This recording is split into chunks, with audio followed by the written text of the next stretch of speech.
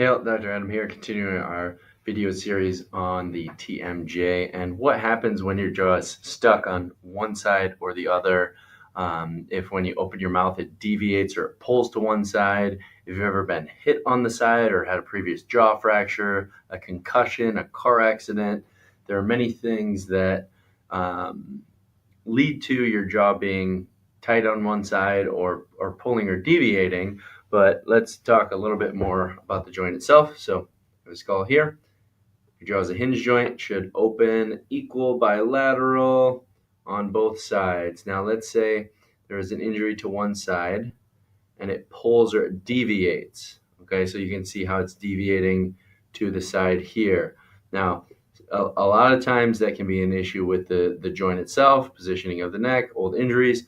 But one thing that happens is then this side over here where the jaw is pulling to that side, those muscles can become contracted or really tight over time, and the other side is moving too much or becoming hypermobile.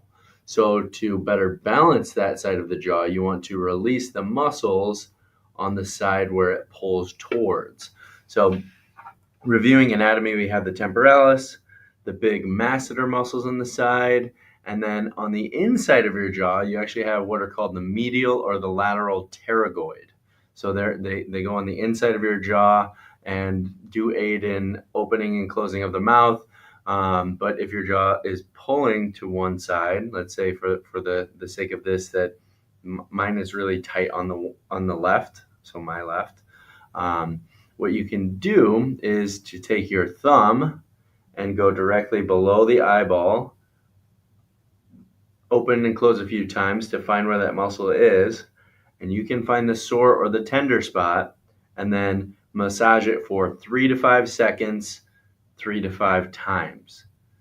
This can be done 1 to 2 times a day. So I remember the 3 to 5 rule. So 3 to 5 seconds, 3 to 5 times a day.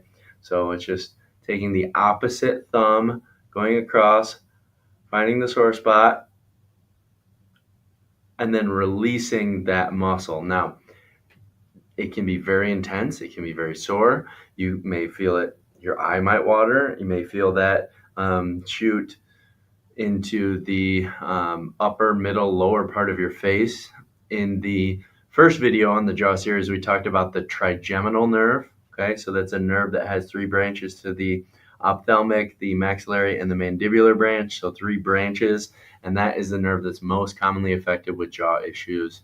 So I'm always going to bring it back to the root cause of position with your neck, potential for old injuries, but try out this muscle release, see if it helps with chronic jaw issues, and always hope you're staying happy.